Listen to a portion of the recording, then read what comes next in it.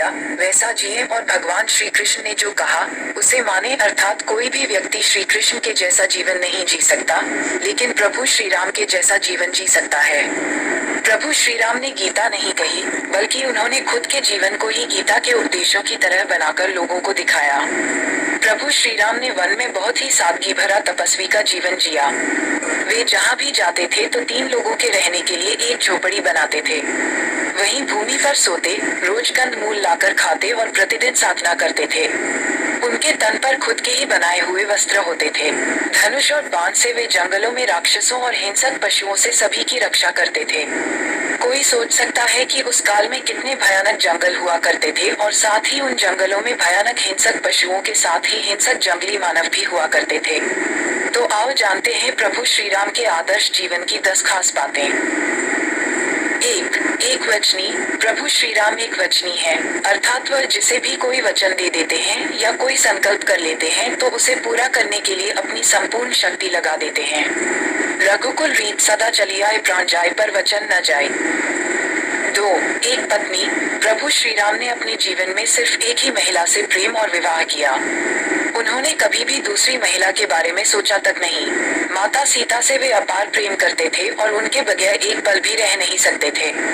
जब सीता हरण हुआ तो वे वन उनकी खोज में रोते हुए भटकते रहे, और जब माता सीता वाल्मीकि आश्रम में रहने चली गई तब श्री राम ने भी महलों का सुख छोड़कर भूमि पर शयन करना प्रारंभ कर दिया था। 3 शाकाहार। राम ने अपने पिता को वचन दिया था, 14 वर्षाणि वत्स्यामि विजने वने मधु मूल फलैः जीवन हित्वा मुनिव आमिषम 2.20.28। वाल्मीकि रामायण। अर्थात मैं सौम्य वनों में एक ऋषि की भांति मांस का त्याग कर 14 वर्ष कंदमूल, फल और शहद पर जीवन व्यतीत करूंगा। इसका मतलब यह नहीं कि वे मांसाहारी थे, बल्कि ऐसा उन्होंने इसलिए कहा कि वन में अन्न की कमी होने के कारण परिस्थिति अनुसार व्यक्ति को मांसाहार को भी अपनाना पड़ता है। श्री राम कंदमूल के लिए जंगलों में जाते थे तो ऐसे भी कई मौके आते थे जबकि कंदमूल नहीं मिलते थे। ऐसे में उन्हें जो बचा है उसी में गुजारा करना होता था। परदेश में, जंगल में, मरुस्थल या कठिन प्रदेशों में जाने पर अक्सर लोगों को उनके मन का भोजन नहीं मिलता है, लेकिन मांस सभी जगह उपलब्ध हो जाता है। कहते हैं कि जंगल में रहकर लक्ष्मण तो अधिकतर दिन उपवास में ही रहते थे।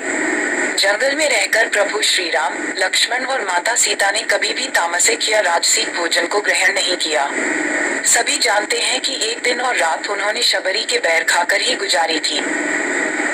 सुंदर कांड के अनुसार जब हनुमान अशोक वाटिका में देवी सीता को मिलते हैं तब राम की खुशहाली बताते हैं।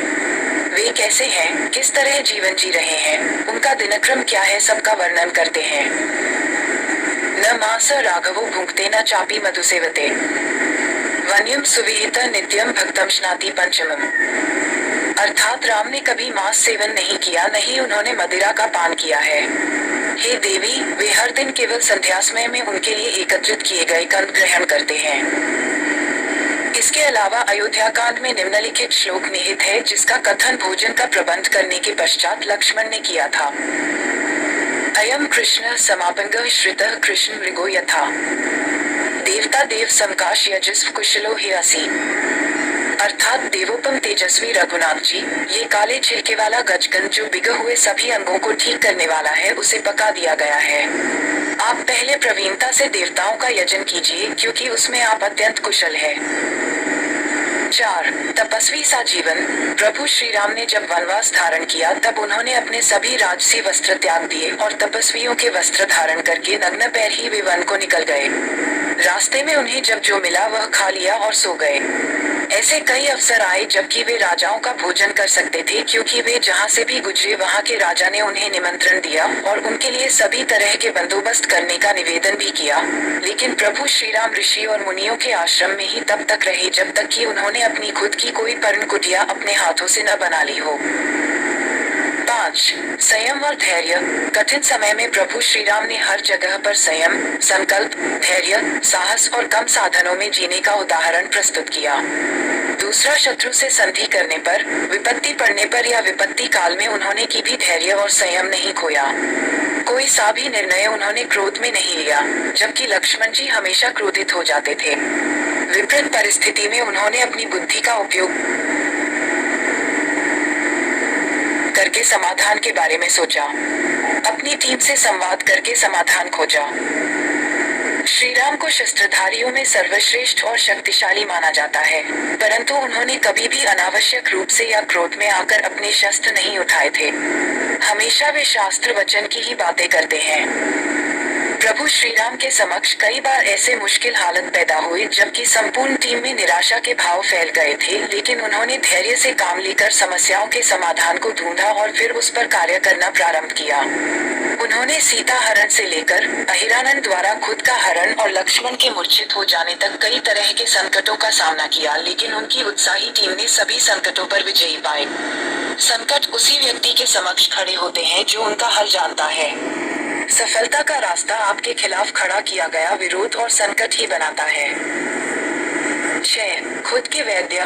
प्रभु श्री राम महल में रहे थे, लेकिन वन में उन्होंने साधुओं की तरह तप और ध्यान किया था। कंदमूल खाकर जीवन गुजारा।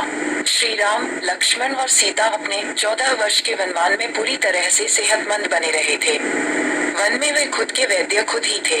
उन्हें सभी तरह की जड़ी बूटियों का ज्ञान था और किस तरह सेहतमंद रहा जा सकता है, इसके लिए वे उपवास और योग भी करते थे। 7. योजनाओं भरा जीवन। प्रभु श्री राम ने अपने जीवन का हर कार्य एक बेहतर योजना के साथ संपन्न किया। उन्होंने पहले ऋषि मुनियों को भयमुक्त कर उनका समर्थन हासिल किया, सुग्रीव को राजा बनाया। तमिलनाडु के तट से श्रीलंका तक पुल बनाना आसान कार्य नहीं था। वाल्मीकि के अनुसार 3 दिन की खोजबीन के बाद श्री राम ने रामेश्वरम के आगे समुद्र में वह स्थान ढूंढ निकाला जहां से आसानी से श्रीलंका पहुंचा जा सकता हो। उन्होंने नल और नील की मदद से उक्त स्थान से लंका तक का पुल निर्माण करने का फैसला लिया। दूसरी ओर रावण जैसे संपन्न, शक्तिशाली और घातक हथियारों से लैसे व्यक्ति और उसकी सेना से लड़ना आसान नहीं था, लेकिन श्री राम के पास योजना थी। साथ ही उन्होंने अपने साथियों से भी कई तरह की योजनाओं पर वार्तालाप किया। यदि आपके पास कोई योजना नहीं है तो आप जीवन में अपने लक्ष्य को नहीं भेद सकते हो। लक्ष्य तभी भेदा जा सकता है जबकि एक बेहतर योजना हो जिस पर टीम कार्य कर सके। 8. सेवा और सहयोग। श्री राम ने अपने जीवन में कई सेवा कार्य किए। उन्होंने जहां ऋषियों को भयमुक्त किया, वहीं उन्होंने आदिवासी और वनवासी लोगों के जीवन को सुधारने का कार्य भी किया। उन्होंने गरीब और पीड़ित लोगों की सहायता भी की। उन्होंने सुग्रीव और विभीषण जैसे लोगों को भी अभयदान दिया। शबरी प्रसंग, केवट प्रसंग और अहिल्या प्रसंग से हमें ये जानकारी मिलती है कि उन्होंने कितने लोगों का उद्धार किया था। 9. रिश्तों का सम्मान। प्रभु श्री राम अपने माता पिता, भाई बहन के साथ ही सभी बंधुओं और बांधवों से प्यार और उनका सम्मान करते थे। उन्होंने अपने हर रिश्ते को पूरी शिद्दत के साथ निभाया। यही कारण था कि परिवार का हर सदस्य उनसे प्यार करता था और उनकी पीड़ा पर रो उठता था। 10. भगवान श्री राम को प्रिय अपने भक्त। प्रभु श्री राम ने अपने मित्र, भक्त और सहयोगियों को हमेशा सहयोग किया और उनके मन की इच्छा को जानकर उन्हें वरदान भी दिया। प्रभु श्री राम ने हनुमान और जामवंत को चिरकाल तक जीवित रहने के वरदान देकर कहा था कि मैं तुमसे द्वापर में मिलूंगा, और प्रभु ने अपना ये वचन भी निभाया था। आज भी श्री राम अपने भक्त को विशेष ध्यान करते हैं।